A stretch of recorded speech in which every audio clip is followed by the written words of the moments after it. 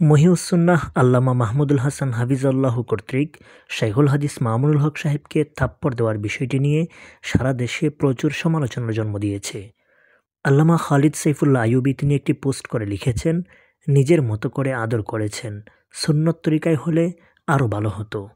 মুফতি Ali Hasan Osama তিনি লিখেছেন, রাসূলুল্লাহ সাল্লাল্লাহু আলাইহি ওয়াসাল্লামের সুন্নত হলো চেহারায় না মারা।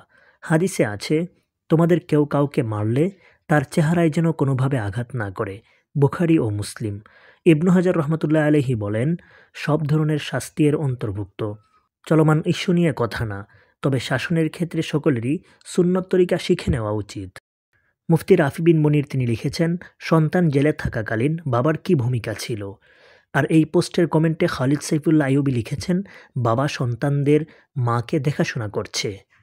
ওনার এই কমেন্টকে কেন্দ্র করে অনেকে রিপ্লাই দিয়েছে, শায়েখ এটা সেরা বলেছেন। আরেকজন লিখেছেন, শায়েখ আপনিও পারেন। আরেকজন লিখেছেন, জায়গা মতো দিছেন শায়েখ। এই বিষয়ে মুফতি মাহফুজুল হক সাহেব লিখেছেন, সকলের প্রতি দৃষ্টি আকর্ষণ।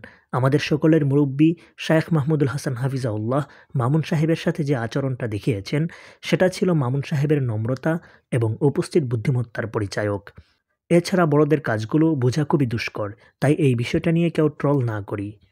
মুফতি আব্দুর রহিম আল মাদানী তিনি লিখেছেন, হাজার হাজার মানুষের সামনে একজন সম্মানিত আলেমের গালে থাপ্পড় মেরে বদমেজাজ প্রদর্শন, এটা কোন সুন্নত জিন্দা করা। এছাড়া মুফতি নোমান কাসিমি লিখেছেন, রাসূলুল্লাহ সাল্লাল্লাহু আলাইহি ওয়াসাল্লাম ইরশাদ করেন, যে আমাদের ছোটদের স্নেহ করে না এবং বড়দের শ্রদ্ধা করে না সে আমাদের দলের উম্মতের অন্তর্ভুক্ত নয়।